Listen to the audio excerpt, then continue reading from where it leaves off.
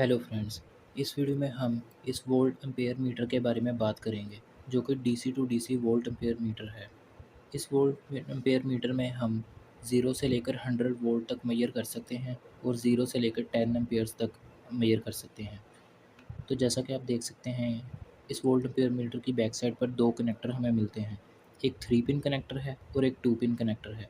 जो कि 3 pin connector है, इसमें रेड और ब्लैक कलर की वायर हैं जिनसे हम इस वोल्ट एम्पेयर मीटर को पावर अप करेंगे। और जो येलो कलर की वायर है वो वोल्टेज सेंसर की वायर है जिससे हम वोल्टेज सेंस करेंगे। और जो दूसरा कनेक्टर है जिसमें दो मोटी वायर हैं, एक रेड और ब्लैक, इससे हम इनपुट और आउटपुट लेंगे। तो चलिए मैं इस वोल्ट एम्पेयर मीटर के कनेक्शंस कर लेता हूँ और आपको दिखाता हूँ कि ये काम कैसे करता है। तो जैसा कि आप देख सकते हैं, मैंने इस मॉड्यूल को पावर अप कर लिया है और इसके वायरिंग कनेक्शंस कर लिए हैं। अब मैं आपको इन कनेक्शंस के बारे में बताता हूँ। मैंने इस मॉड्यूल को पावर अप करने के लिए 5 वोल्ट इनपुट सप्लाई दी है जिससे ये मॉड्यूल ऑन होता है। आप इसे 5 वोल्ट से लेकर 9 वोल्ट तक इनपुट दे सकते हैं। उसके बाद मैंने ये इनपुट एक टर्मिनल कनेक्ट किया है जिससे मैंने इसे पावर दी है एक सोलर पैनल से, जो कि 100 वाट का सोलर पैनल है जिसकी ओपन सर्किट वोल्टेज 20 है, जो कि मैं आपको मल्टीमीटर पर शो भी करवा दूंगा।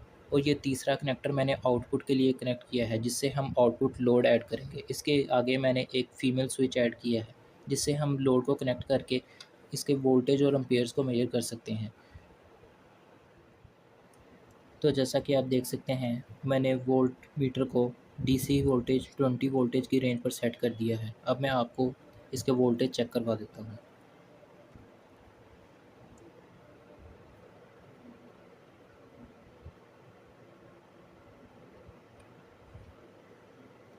सबसे पहले आप देख सकते हैं कि मैंने इस मॉड्यूल को 4.9 वोल्ट ऑलमोस्ट 5 वोल्ट इनपुट दिए हैं जिससे ये मॉड्यूल पावर अप होता है।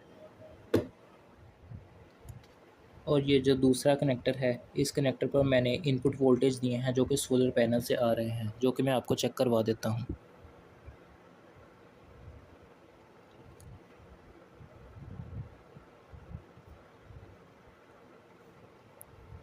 जो कि आप देख सकते हैं कि सोलर पैनल से 18.9 वोल्ट आ रहे हैं। ये 100 वाट का सोलर पैनल है। इससे मैंने इसे इनपुट दी है। अब आउटपुट कनेक्टर पर मैं आपको चेक करवा देता हूँ।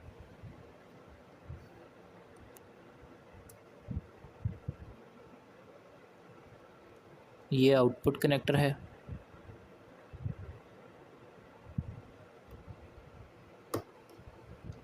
इस कनेक्टर पर 18.97 वोल्ट जो कि हमने इनपुट पर दिए हैं, वही वोल्ट यहाँ पर शो हो रहे हैं। अब मैं इन वोल्टेज को वेरिएबल कंट्रोल के ज़रिए कम करके देखता हूँ कि ये कम होते हैं या नहीं, और उसके बाद हम इस पर लोड कनेक्ट करके देखेंगे।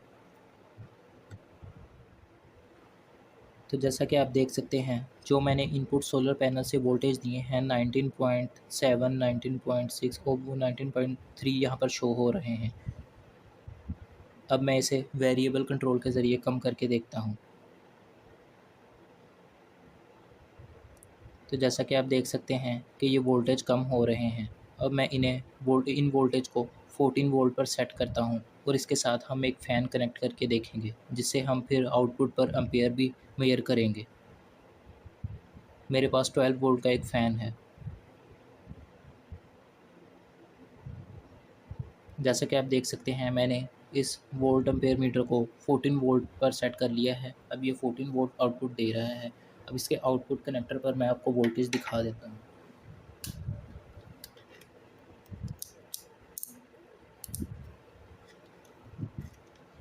मल्टीमीटर को मैंने वोल्टेज की रेंज पर सेट कर लिया है। ये हमने जो आउटपुट कनेक्टर कनेक्ट किया है जिसके साथ हम फ़ैन कनेक्ट करेंगे, उस कनेक्टर पर मैं आपको वोल्टेज दिखा देता हूँ।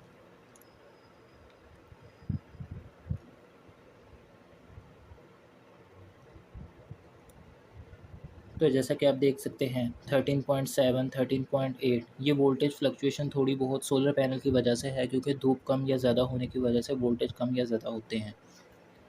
तो चलें अब हम इस पर फ़ैन कनेक्ट करके देख लेते हैं जिससे हम एम्पेयर्स को भी मेजर करेंगे कि फ़ैन कितने एम्पेयर ले रहा है।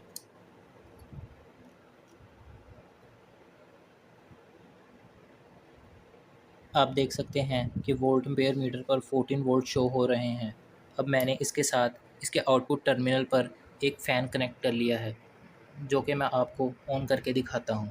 ये मैंने इसके आउटपुट टर्मिनल के साथ एक फ़ैन कनेक्ट किया है। ये डीसी 12 वोल्ट का एक फ़ैन है, जो कि ऑलमोस्ट 2 एम्पेयर्स तक ले सकता है करंट। आप देख सकते हैं कि इस वोल्ट एम्पेयर मीटर पर अभी कोई भी करंट एम्पेयर शो नहीं हो रहे, क्योंकि ये फ़ैन अभी ऑफ़ है। अब मैं इसे ऑन करता हूँ तो ये देखते हैं, ये देखें फ़ैन ऑन हो चुका है। अब फ़ैन ऑन होते ही वोल्ट एम्पेयर मीटर पर वोल्टेज 8.2 शो हो रहे हैं, क्योंकि मैंने इसे पावर सोलर पैनल से दी है। जब सोलर पैनल पर लोड पड़ता है तो उसके वोल्टेज ड्रॉप हो जाते हैं। और आप एम्पेयर पर फोकस कर सकते हैं, इस टाइम फ़ैन 1.23 एम्पेयर ले रहा है। अब मैं इन एम्पेयर्स और वोल्ट को दोनों को वेरिएबल करके आपको दिखाता हूँ। मैं इन एम्पेयर्स को भी कम करके दिखाऊंगा और वोल्टेज को भी कम या ज़्यादा करके दिखाऊंगा, जिससे फ़ैन की स्पीड से आपको पता चलेगा कि फ़ैन किस तरह वर्क कर रहा है। आप देख सकते हैं कि फ़ैन इस टाइम 1.23 एम्पेयर ले रहा है। मैं इसके एम्पेयर्स को कम करने की कोशिश करता हूँ।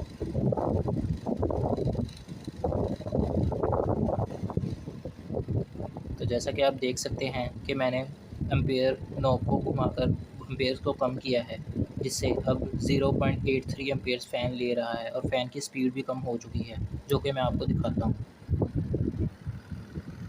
देखें फ़ैन की स्पीड भी कम हो चुकी है। अब मैं एम्पेयर्स को और कम करता हूँ और फ़ैन की स्पीड को और कम करके देखता हूँ। इसके बाद हम वोल्टेज को भी कम करके देखेंगे। देखें वोल्टेज भी ड्रॉप हो चुके हैं। देखें,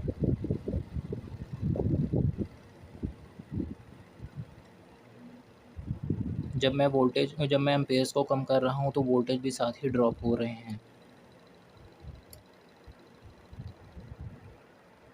अब इस टाइम फ़ैन 0.35 एम्पेयर ले रहा है और आप देख सकते हैं कि फ़ैन की स्पीड ऑलमोस्ट रुकने वाली है। अब मैं फ़ैन की स्पीड को और कम करता हूँ, एम्पेयर्स को कम करता हूँ, 0.18 एम्पेयर, 0.1 एम्पेयर, और जैसा कि आप देख सकते हैं फ़ैन ऑलमोस्ट रुक चुका है।